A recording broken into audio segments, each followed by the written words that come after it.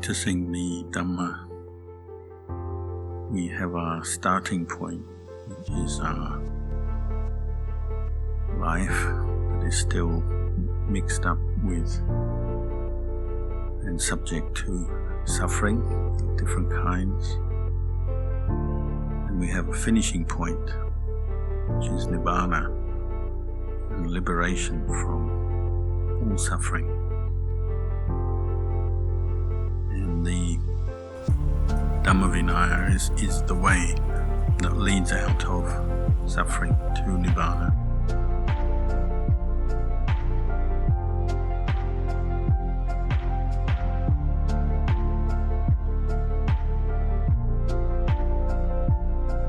And this is what we're doing in the monastery, practicing as monks, novices and agarikas.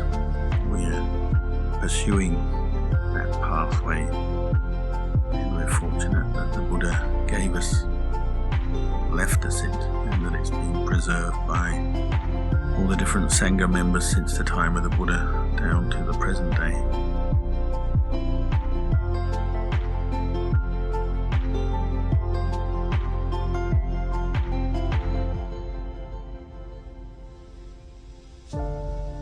One of the qualities that characterize this path that we follow is one of non-violence, non-aggression. So the Buddhist monk is always, particularly in traditional Buddhist societies, is always associated with that image. One who is non-violent, peaceful, compassionate.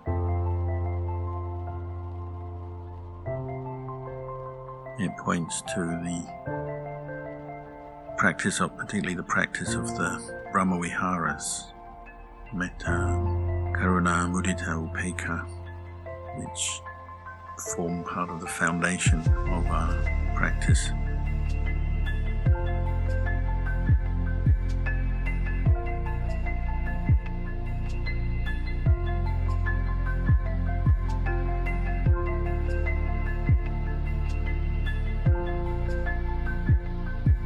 Practice of metta, developing thoughts of loving kindness, goodwill, both in mind and speech and action, developing karuna, compassion, the desire to be free from suffering for ourselves and for others, mudita, sympathetic joy, wishing others to maintain their happiness and success, and upekkha, equanimity, based on the understanding of the law of karma and how it affects us all. What we do has consequences, and we have to bear with those consequences, good and bad, according to the kind of karma we've made.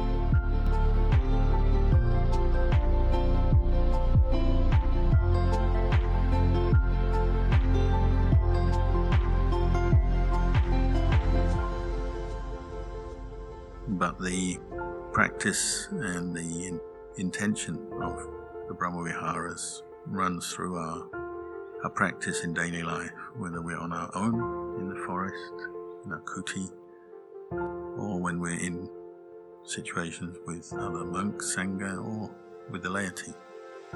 It's a foundation you keep returning to.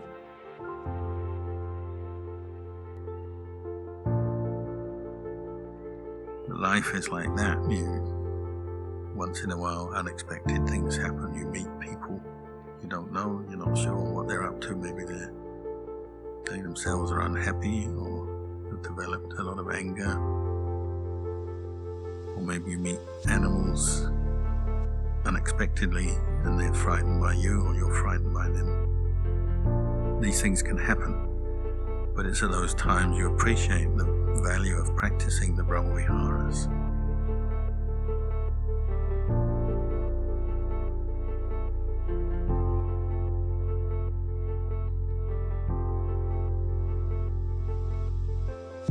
These are qualities we develop daily in our lives, and then we can depend on them because they're very close to our mind, they're familiar to us. even when we are provoked with anger or a situation brings up some fear, makes us nervous. If you've been developing them as meditations and just general themes, attitudes in your daily life, then your mind can return quickly, easily to them because you're familiar with them.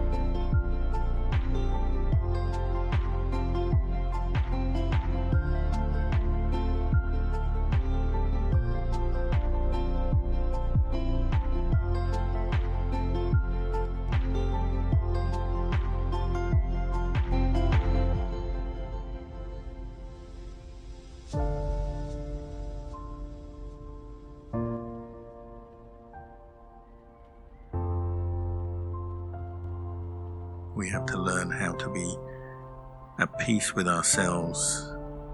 So it's an essential part of our practice to develop the brahmavihara dhammas on a daily basis.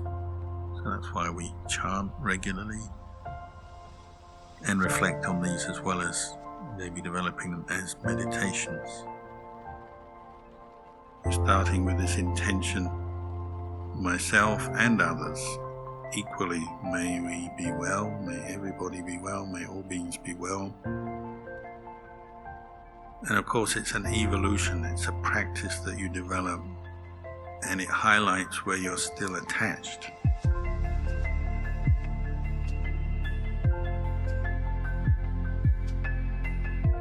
Metta is universal loving kindness. Metta apamanya, without limit, universal, immeasurable.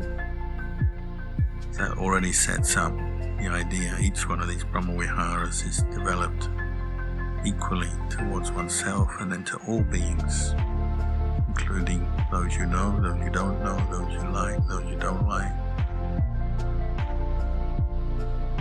That's recognizing something in common with everyone else in this world, recognizing what we all have in common, which is that we're all still bound up in samsara, subject to birth, aging, sickness and death, and all wishing to be free from the pain, the sufferings that come with life.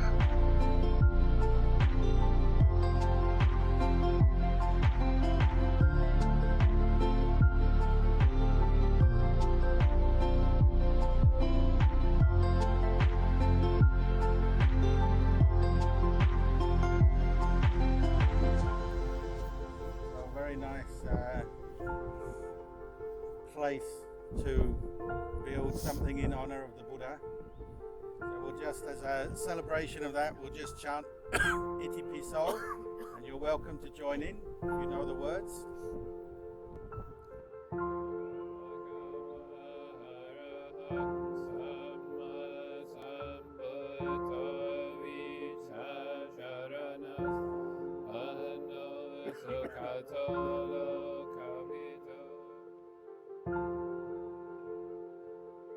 Our aim is to reduce and end suffering for ourselves and others.